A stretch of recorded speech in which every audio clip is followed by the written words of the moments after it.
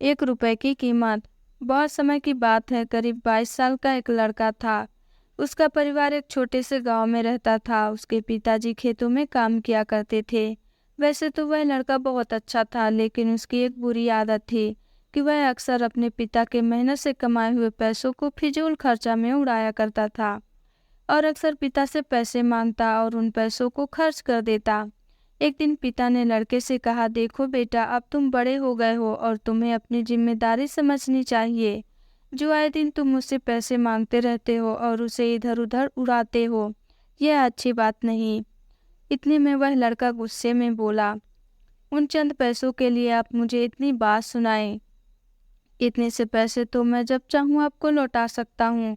लड़के की बात सुनकर पिता को थोड़ा गुस्सा आया और उन्होंने उस लड़के से बड़ी नम्रता से कहा, ये तो बहुत अच्छी बात है। ऐसा करो कि तुम मुझे ज़्यादा नहीं, बस 1 रुपए रोज लाकर दे दिया करो। लड़का मुस्कुराया और खुद को जीता हुआ समझकर वहाँ से चला गया। अगले दिन लड़का जब शाम को पिता के पास पहुंचा तो वे उसे देखते ही बोले, बेटा लाओ मेरे 1 रुपए। उनकी बात सुनकर लड़का जरा घबराया और जल्दी से अपनी दादी माँ से 1 रुपए लेकर पिता से कहा, ये रहे आपके 1 रुपए, और सिक्का पिता के हाथ में थमा दिया। सिक्का लेते ही पिता ने पास जल रहे भट्टी में फेंक दिया। उसे देख लड़का ने कहा, आपने ऐसा क्यों किया, और वहां से चला गया। अगले दिन जब पिता ने उसे 1 रुपए मांगा तो उसने अपनी माँ से पैसे लेकर दे दिए। कई दिनों तक ऐसा ही चलता रहा। वो हर रोज किसी न किसी से पैसे लेकर पिता को दे देता और वो उन्हें भट्टी में फेंक देता। फिर एक दिन ऐसा आया जब हर कोई उसे पैसे देने से मना करने लगे। अब लड़के को चिंता होने लगी कि अब वो पिता को 1 रुपए कहाँ से लाकर देगा, और अब शाम भी होने वाली थी।